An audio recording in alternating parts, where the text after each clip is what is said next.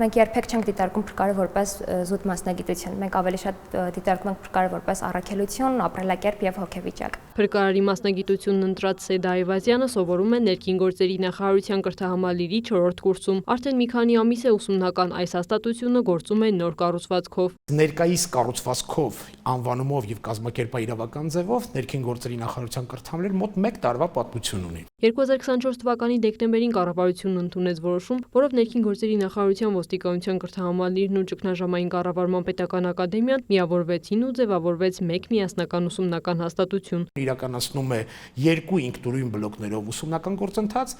փրկարար ծառայության ոլորտի մասնագետների պատրաստման եւ վերապատրաստման եւ ոստիկանության ոլորտի մասնագետների, այսինքն ոստիկանների պատրաստման եւ վերապատրաստման կրթական ծրագրեր։ Միասնական կրթահամալիրը ոչ միայն կառուցվածքային, այլև բովանդակային փոփոխության է ենթարկվել։ Կրթական մոդելն այսօր հիմնված է գործնական պարապմունքների վրա։ Տեսական գիտելիքներն այլևս չեն մնում միայն լսարաններում։ Մոտավորապես 60-70% մեր պրակտիկ հատվածն է կրթության, իսկ 30%-ը տեսական հատվածը։ Սա ինչ է նշանակում։ Սա նշանակում է, որ մեր մոտ կրթական գործընթացը արդեն մոտավորապես 3-4 տարի է իրականացվում է դերախաղային ձևաչափերով։ Բացի տեսական նյութից հասկանալ, թե ինչ է նշանակում օրինակ վարչական ձերբակալում ավելի պրակտիկ հատվածով։ Նոր մոտեցման արդյունքը զգում են հենց ուսանողները։ Փրկարարի մասնագիտությունն ընտրած ուսանողները տարբեր բարդության գործնական աշխատանքներ են իրականացնում, իսկ ապագա ոստիկանները պրակտիկա են անցնում միաժամանակ տարբեր ստորաբաժանումներում։ Դա,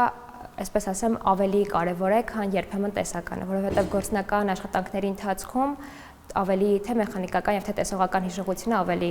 զարգանում։ Գործնական պարապմունքներ շատ ենք ունենում, դրանք կլինեն տակտիկական պատրաստականության տեսքով, գրաքային պատրաստականության տեսքով, թե ֆիզիկական պատրաստականության տեսքով։ Ամեն դեպքում պրակտիկայում բոլորն էլ գործածելի են, սակայն տեսական հիմքերի իմացությունը պարտադիր է։ Միասնական կրթահամալիրը ձևավորվել է նաև կադրային նոր քաղաքականությամբ, դասախոսական եւ վարչական կազմը ընտրվել է նոր չափորոշիչներով, գնահատվել են ոչ միայն մասնագիտական գիտելիքները։ Այստեղ խնդիրը ոչ թե մասնագիտական գիտելիքները ստուգելն էր, օրինակ պրոֆեսորադասախոսական կազմի, այլ նրանց պատրաստ լինելը նոր ձևաչափով կրթական գործունեության։ Պետք է ստուգվել նրանց ուսումնական գործընթացի կազմակերպման հետ կապված նոր ընկալումները, նրանց նոր պատկերացումները։ Կրթահամալիրում այժմ գործում է երաստիճան կրթական համակարգ՝ նախնական կամ արհեստագործական, միջին մասնագիտական եւ բարձրագույն։ Ենթակառուցվածքների առումով նախատեսվում է, որ միասնական կրթահամալիրը տեղակայված կլինի ակադեմիական քաղաքում։ Քրիստինե Թորոսյան, Արտակ Գևորգյան, Լուրեր։